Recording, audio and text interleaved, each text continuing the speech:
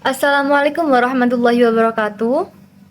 Kepada yang terhormat, Ibu Dr. Anda Ekonomik Titu Diah Wijianti, Magister Akuntansi selaku dosen pengampu mata kuliah akuntansi sektor publik, dan teman-temanku yang berbahagia.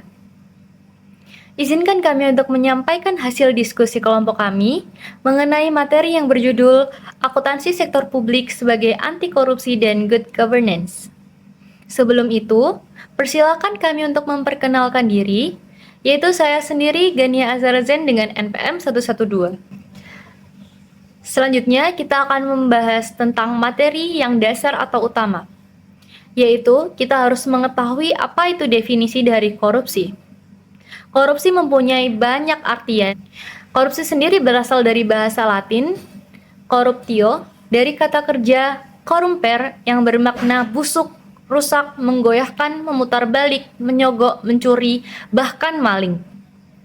Kemudian, menurut Kamus Besar Bahasa Indonesia, korupsi sendiri berarti bahwa penyelewengan atau penyalahgunaan uang negara, perusahaan, organisasi, yayasan, dan lain sebagainya yang bertujuan untuk meraih keuntungan pribadi ataupun orang lain.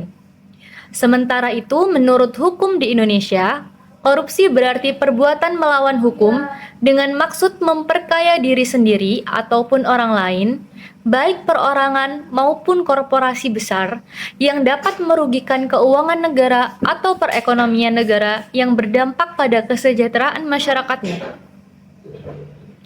Pengertian korupsi ini juga disampaikan oleh ASEAN Development Bank, yaitu suatu kegiatan yang melibatkan perilaku tidak pantas dan melawan hukum dari pegawai sektor publik itu sendiri ataupun swasta untuk memperkaya diri sendiri dan orang-orang terdekat mereka.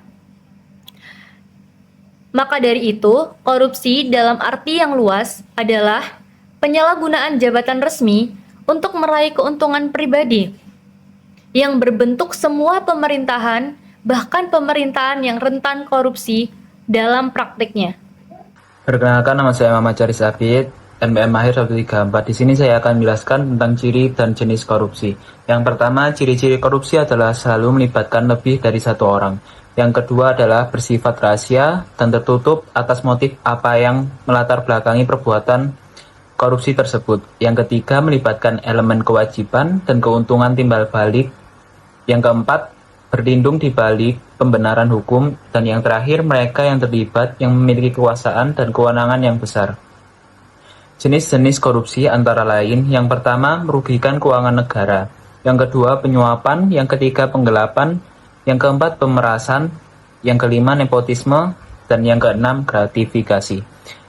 Yang pertama, merugikan keuangan negara. Kerugian negara itu sendiri adalah kekurangan uang, surat berharga, dan barang yang nyata dan pasti jumlahnya sebagai akibat perbuatan melawan hukum, baik sengaja maupun lalai. Penilaian kerugian tersebut dilakukan dengan keputusan BPK. Selain BPK, Badan Pengawasan Keuangan dan Pembangunan juga berwenang untuk menetapkan mengenai adanya kerugian negara. Yang kedua, penyuapan. Perbuatan kriminal yang melibatkan sejumlah pemberian kepada seseorang untuk tujuan tertentu, bertentangan dengan tugas atau tanggung jawabnya. Yang ketiga, penggelapan dan pemalsuan. Penggelapan merupakan suatu bentuk korupsi yang melibatkan pencucian uang. Selanjutnya akan dijelaskan oleh saya mengenai korupsi dalam berbagai perspektif. Yang pertama, agama. Dalam konteks ajaran agama, korupsi merupakan tindakan yang bertentangan dengan prinsip keadilan maupun stabilitas dan tanggung jawab. Yang kedua, sosial.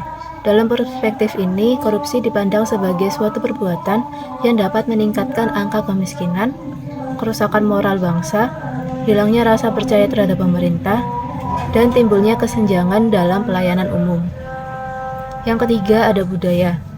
Korupsi dipandang sebagai suatu perbuatan yang akan membentuk pandangan buruk terhadap reputasi negara dan secara perlahan akan memutuskan budaya luhur bangsa.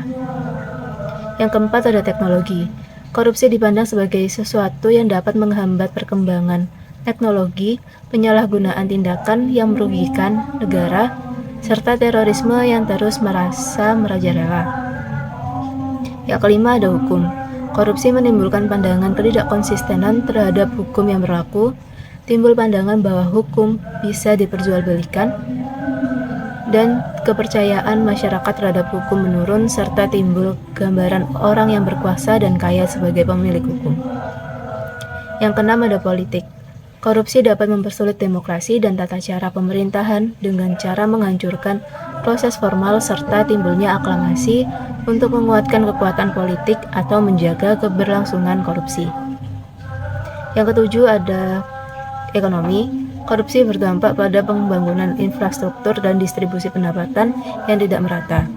Terakhir ada Pancasila, sila pertama yang mencerminkan perilaku yang tidak percaya dan takwa kepada Tuhan, serta menafikan bahwa Tuhan itu maha melihat.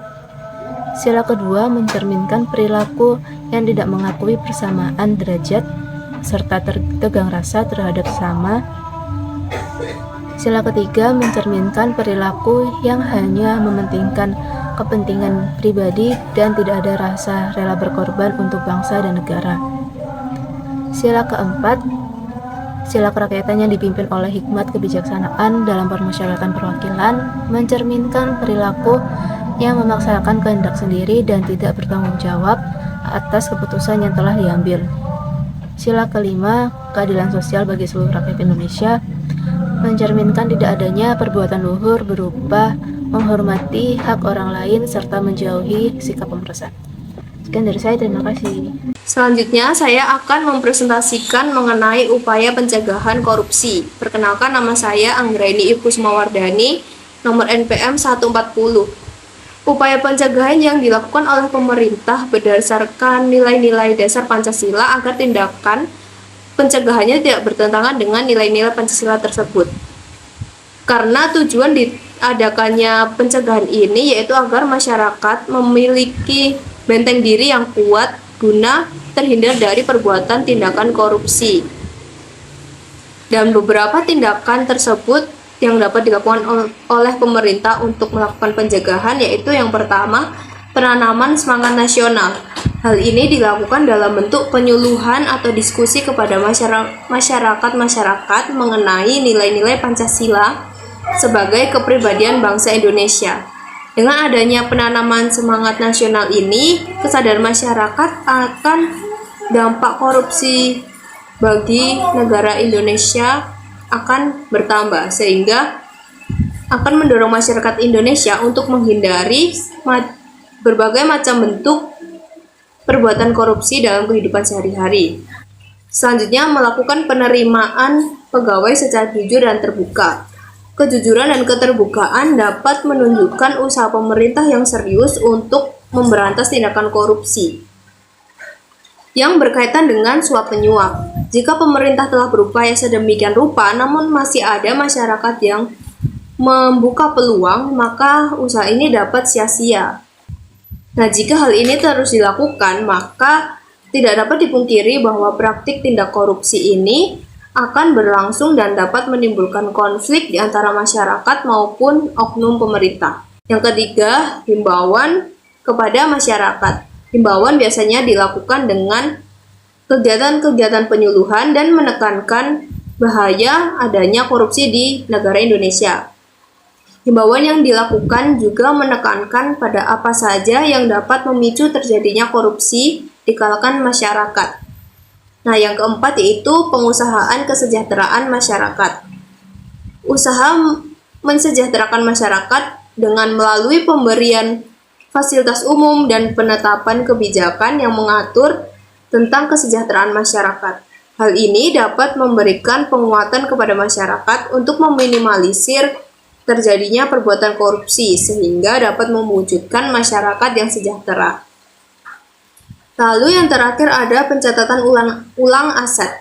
Pada tahun 2017, pemerintah telah menetapkan kebijakan kepada masyarakat untuk melakukan pelaporan aset mereka yang dimiliki sebagai bentuk upaya pencegahan tindakan korupsi.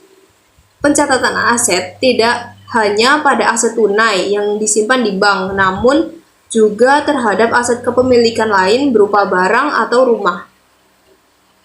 Pemerintah juga melakukan penelusuran akan aset yang dimiliki oleh masyarakat untuk mengetahui apakah aset tersebut yang dimiliki mengindikasikan tindakan korupsi atau tidak. Materi selanjutnya akan disampaikan oleh rekan saya. Terima kasih atas kesempatannya. Perkenalkan, nama saya Nadia Nur Ramadhani, NPM 150. Selanjutnya, materi akan disampaikan oleh saya mengenai upaya penindakan dan upaya edukasi. Upaya penindakan yang dilakukan oleh pemerintah Indonesia terhadap pelaku tindak pidana korupsi dibantu oleh sebuah lembaga independen pemberantas korupsi, yaitu KPK. Nah, penindakan yang dilakukan KPK telah dimulai sejak KPK itu berdiri pada tahun 2002 yang didirikan pada masa Presiden Megawati Soekarno Putri. Dalam melaksanakan tugasnya, KPK dibantu oleh lembaga peradilan dalam menegakkan keadilan di Indonesia, terutama berkaitan dengan tindak pidana korupsi.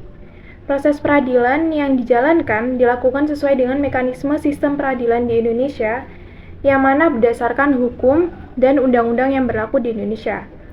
Upaya penindakan dilakukan kepada seseorang dengan memadukan, menyelidiki, menuntut, dan mengeksekusi yang terbukti melanggar dengan diberikan peringatan, dilakukan pemecatan dengan tidak hormat, dan dihukum pidana berdasarkan saksi-saksi dan bukti yang kuat. Terdapat beberapa tahapan apabila penindakan dilakukan melalui hukum pidana. Yang pertama, penanganan pelaporan atau pengaduan masyarakat. Pengaduan oleh masyarakat merupakan hal yang sangat penting bagi KPK dalam mengusut kasus tindak pidana korupsi. Namun untuk memutuskan apakah suatu pengaduan bisa dilanjutkan ke tahap penyelidikan, harus dilakukan proses verifikasi dan penelaah. Apabila penyelidik menemukan bukti permulaan yang cukup kuat mengenai dugaan tindak pidana korupsi, dalam waktu paling lambat 7 hari kerja, penyidik akan melaporkan ke KPK sebagai suatu kasus tindak pidana korupsi. Yang kedua, penyidikan. Dalam tahap penyidikan, seseorang yang ditetapkan tersangka tindak pidana korupsi wajib memberikan keterangan kepada penyidik. Yang ketiga, penuntutan.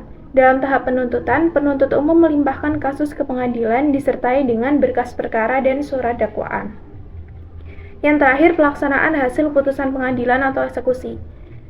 Hasil putusan pengadilan dapat berupa hukuman penjara atau denda. Selanjutnya, upaya edukasi. Upaya edukasi yang ditempuh oleh pemerintah dalam memberantas korupsi dilakukan melalui proses pendidikan. Melalui edukasi inilah, masyarakat diberikan pendidikan anti korupsi sejak dini agar mereka mengetahui bagaimana bahaya korupsi atau seberapa merugikannya korupsi bagi diri sendiri juga bagi negara. Nah, di sini mahasiswa memiliki peran yang sangat penting dalam memberantas korupsi dengan memberikan contoh yang baik bagi adik-adiknya juga masyarakat secara umum terhadap cara memberantas korupsi dari dalam diri masing-masing. Upaya edukasi tersebut ditempuh sebagai upaya dalam membangun karakter bangsa di era globalisasi untuk memberantas pertumbuhan budaya korupsi dan yang mana budaya tersebut merugikan kehidupan masyarakat dan bernegara. Terima kasih. Selanjutnya materi akan disampaikan oleh rekan saya. Baik, perkenalkan nama saya Andi Septiani dengan NPM 141. Di sini saya akan menjelaskan materi tentang good governance.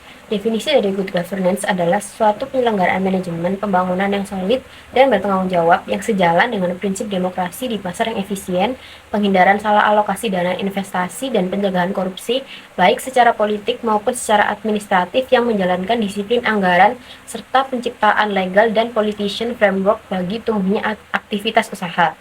Good governance pada dasarnya adalah suatu konsep yang mengacu pada konsep pencapaian keputusan dan pelaksanaannya yang dapat dipertanggungjawabkan secara bersama. Sebagai suatu konsensus yang dicapai pemerintah, warga negara, dan sektor swasta bagi penyelenggaraan pemerintahan di suatu negara. Di Indonesia sendiri, good governance mulai benar-benar diterapkan sejak meletusnya era reformasi, di mana pada era tersebut telah terjadi perombakan sistem pemerintahan yang menuntut proses demokrasi yang bersih, sehingga good governance bisa dibilang sebagai salah satu alat reformasi yang tepat untuk diterapkan dalam pemerintahan yang menuntut proses demokrasi yang tepat untuk pemerintahan baru. Nah, akan tetapi jika melihat perkembangan reformasi yang sudah berjalan selama 15 tahun ini, penerapan good governance di Indonesia belum bisa dikatakan berhasil sepenuhnya, karena masih banyak ditemukan kecurangan dan kebocoran dalam pengelolaan anggaran dan akuntansi yang merupakan dua produk utama dalam good governance. Selanjutnya akan dijelaskan oleh rekan saya. Baik, subbab selanjutnya akan dijelaskan oleh saya, yaitu Linaya Naomi Garneta dengan dengan NPM 154. Nah, akhirnya kita masuk kepada subbab terakhir, yaitu mengenai penerapan good governance di Indonesia. Nah, good governance sendiri ini diterapkan mulai era reformasi. Nah, pas era reformasi itu kan banyak banget perombakan yang terjadi dalam sistem pemerintah. Jadi pemerintah itu diminta untuk melakukan hal-hal yang demokrasi gitu. Nah, salah satunya itu menerapkan good governance ini. Jadi good governance ini merupakan salah satu alat reformasi yang mutlak yang diterapkan ke dalam pemerintah baru. Nah, terus bisa juga kita lihat dari penerapan good governance pada 12 tahun ini itu good governance di Indonesia belum dapat dikatakan berhasil sesuai dengan poin kedua yang ada di PPT mengatakan bahwa masih banyak sekali ditemukan kecurangan dan kebocoran dalam pengelolaan anggaran dan akuntansi yang merupakan dua produk utama dalam good governance. Tapi walaupun belum bisa dikatakan berhasil, tetapi banyak juga hal-hal upaya yang dilakukan oleh pemerintah agar hal tersebut itu tidak bisa dikatakan gagal juga. Jadi nggak sepenuhnya berhasil, tapi nggak bisa dibilang gagal juga. Karena juga banyak upaya yang dilakukan pemerintah dalam menciptakan iklim good governance yang baik di Indonesia. Biasanya salah satunya itu mengupayakan transparansi informasi terhadap publik mengenai APBN sehingga memudahkan masyarakat untuk ikut berpartisipasi dalam menciptakan kebijakan dan dalam proses pengawasan pengelolaan APBN dan BUMN. Nah, biasanya itu hal-hal kayak gitu tuh bisa jadi acuan terhadap akuntabilitas manajerial dari sektor publik sehingga bisa lebih baik dan kredibel ke depannya. Lalu poin ketiga yaitu dampak positif diterapkannya good governance di Indonesia. Nah, diterapkannya good governance di Indonesia itu tidak hanya membawa dampak positif dalam sistem pemerintahan saja, tapi juga hal-hal itu bisa dapat membawa dampak positif terhadap badan usaha non-pemerintah. Bisa juga kayak dengan lahirnya good corporate governance atau bisa disingkat biasanya GCG. Dengan landasan yang kuat dari penerapan GCG itu diharapkan akan membawa bangsa Indonesia ke dalam suatu pemerintah yang bersih dan amanah. Baik, sekian dari kelompok kami. Apabila ada kekurangan, mohon maaf dan terima kasih, semoga dapat bermanfaat. Wassalamualaikum warahmatullahi wabarakatuh.